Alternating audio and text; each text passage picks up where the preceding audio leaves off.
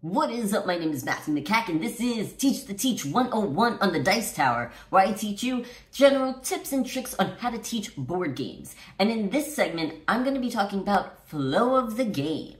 Now, it has been a few months since I've done a Teach the Teach video. It's been since August. Oh my goodness. And the last video I made was a Teach the Teach for Twilight Imperium 4th edition. And that was a beast of a game to get through. And then I just went on a little bit of a hiatus from Teach the Teach for various reasons. But I'm here, and I have plenty of ideas. So anyway, I wanted to talk about flow of the game because I wanted to specifically speak about how to teach these long, meaty games like Twilight Imperium.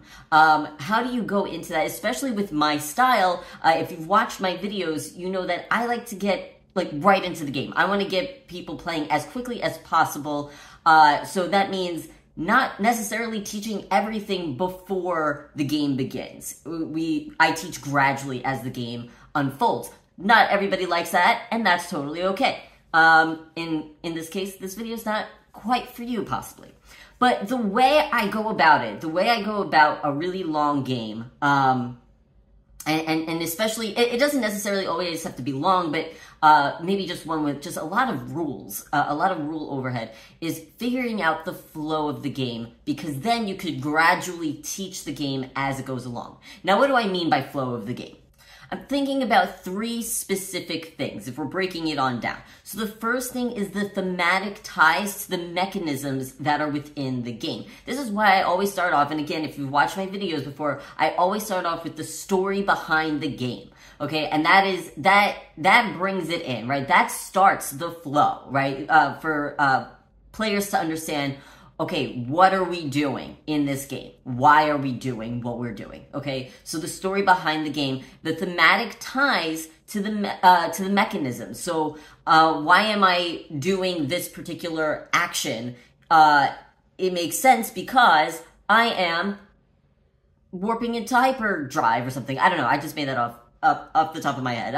I'm thinking about War of the Ring, right? Where Sauron, for those who are familiar with War of the Ring, Sauron uses these dice and, well, actually, both players use dice. But when Sauron rolls an eye die, it goes, you can't use an action. It goes towards finding the ring itself. And the mechanism has this thematic tie of Sauron is so I wanted to say addicted, but he's obsessed with finding the ring that nothing else matters at that point, right? Not the war or anything. It's I need to find the ring. So as you're teaching the game, make sure that when you're teaching certain mechanisms within the game, you're explaining why it makes sense in the game. If it does. Hopefully it does.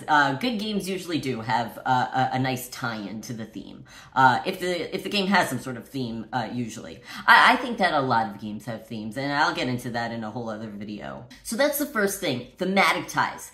Second thing is the engine of the game. I like to think of this as gears of a clock, okay? So the engine of the game is okay, I do this, that way I could do this to ultimately do that. Which is why, again, so I always start with the story behind the game, and then I state what the objective is of the game, okay? Because I need to know what is going on at endgame, right? Is it I'm gaining victory points? Is it a race game? What is this? And then I want to know how can I get to that, right? So, for example, with Twilight Imperium 4th edition, maybe I'm talking about technologies.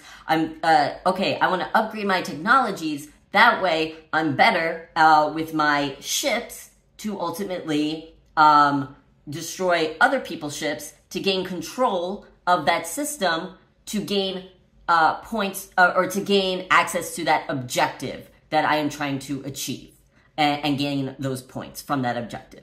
You see how so the engine of the game is part of the flow of the game. So I like to think of engine of the game as gears of a clock, which really leads into my third concept for flow of the game, which is the crescendo of the game, right? Where does it gradually increase in its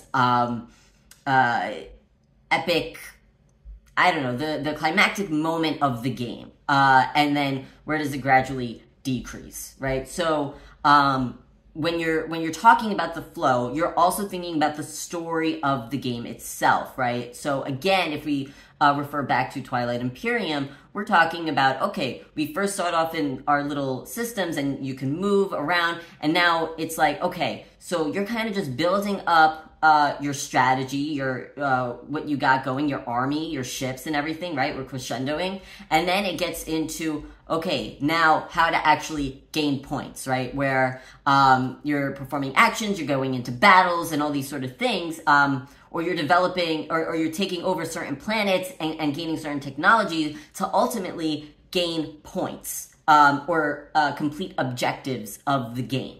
Right, so that's the crescendo there of the game, and then ultimately it falls off when somebody wins the game.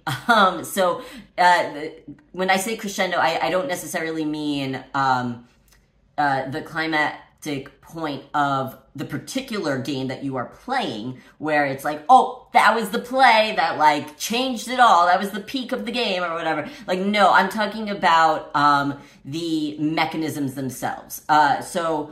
Again, like if we're thinking about Kitchen Rush, that's a really good example. So for those who've played Kitchen Rush, where you are you're playing, it's a real-time strategy game, and you're going around. It's a cooperative style game where you're going around making food and fulfilling orders. And I've actually done a Teach the Teach on this game if you'd like to check that video out as well to see like what I'm kind of talking about.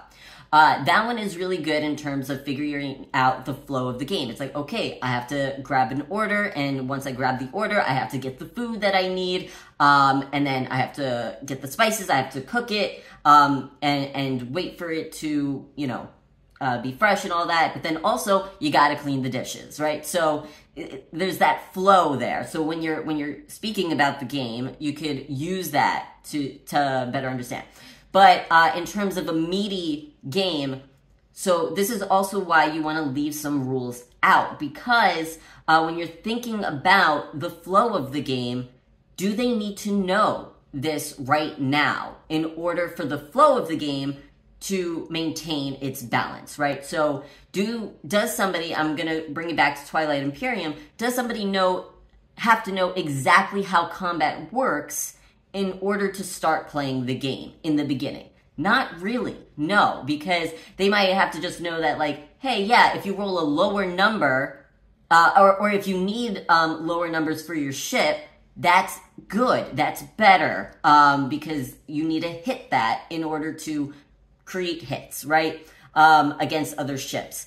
But all the inner workings of how combat works in Twilight Imperium does not need to be known right off the bat, because nobody's near each other anyway for the first round usually, okay? You might want to say, like, yes, you could start to set up and stuff, and then once people are, okay, this is part of the crescendo, oh, okay, so somebody's about to possibly get into battle, or they could potentially want to battle someone, this is when I'm going to explain it then. So that's what I'm talking about when I mean crescendo, flow of the game, and that is really what you want to think about and conceptualize when you are about to teach a long, meaty game. And it takes practice, it takes a lot of thought before teaching the game. That's like a whole other segment, like how to map it out.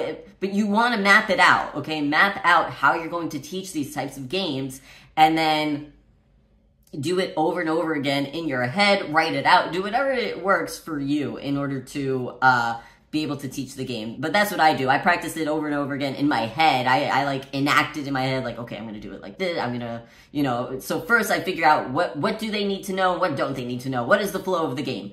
And then how I'm going to actually explain it. So practicing it in your head, in a mirror, with the board out, you know, like how you're going to do it. Then also just practicing over time teaching, it will help you. But that's a whole other video, and I'm pretty sure I actually already spoke about that.